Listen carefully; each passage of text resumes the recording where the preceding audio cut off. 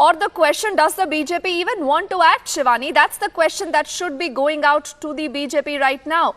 10 months have passed ever since this report actually has been out. It's been submitted to the court. What has the BJP done? Have they filed any FIR against Bhupinder Singh Hooda? Why not?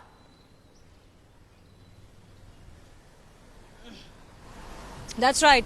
They're hiding behind the legality of it all. They're hiding behind the fact that this is sub judice. The report is in the court as well. So they're actually buying time on that regard. I spoke to a couple of leaders at the national secretary level, and they're saying that, see, we don't know the contents of the report, even though now it's out on public after Republic's expose. And it is not for us to act. The court will take cognizance of it. We can't be seen as pushing it too much. The government cannot intervene in this. You know, there is a procedure to be followed.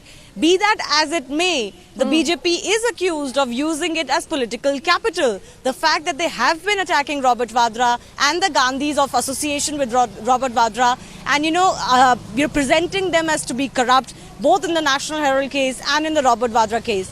But for the Congress, Deepthi, this is political dynamite. This is political suicide, political cyanide, if I may say. Because the moment Robert Vadra is deemed to be corrupt, Shivani, Sakal, Aditya, I just come back to you in a bit. This is another reaction now we are hearing from Sharad Yadav of the JDU following our big expose. That it's going to be political.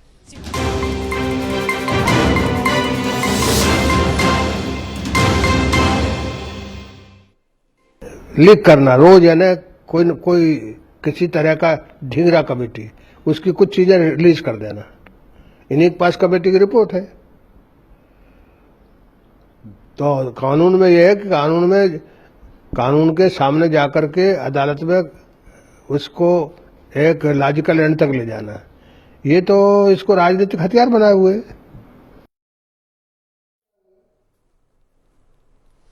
So that is the very curt response coming in from Sharad Yadav of the JDU, almost on the similar lines that we heard from KC Tyagi earlier. And before I get in Sakal here, I want to get a quick word also then from Aditya. Aditya, how do we connect the dots? Look at this. The Congress party has been exposed like never before. The name of Sonia Gandhi crops up, and how does Robert Vadra use Sonia Gandhi's name to influence a deal, to get benefits, to get pecuniary benefits out of the deal? And here is the JDU standing tall and firm still with the Congress party, Aditya.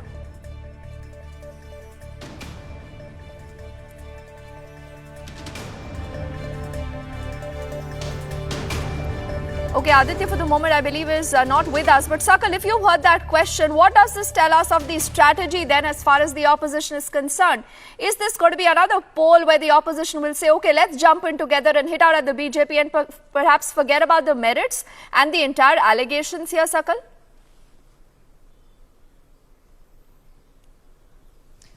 Well, if that is Congress's line of thought, well, that's not going to be enough ammunition with the Congress and with the JDU to launch a scathing attack on the BJP. But as far as JDU's muted support to Congress and Congress High Command is concerned, perhaps this is also because of the forthcoming presidential polls. Remember, now there is a massive posturing as far as the UPA allies are concerned. They want to actually not really concede the presidential, not really concede the loss. I mean, they want to really have someone who can be a perfect front runner as far as the presidential polls are concerned. Well, that's a bigger political ramification, Deepthi. But yes, JDU is in muted support with the Congress. But as we speak of the Congress since morning, as we continue a rolling reportage from outside the residence of Robert Vadra, Congress's two-pronged strategy is getting firmer. The first, of course, being that delinking and deassociating, which was earlier, and now taking a legal recourse wherein they are actually questioning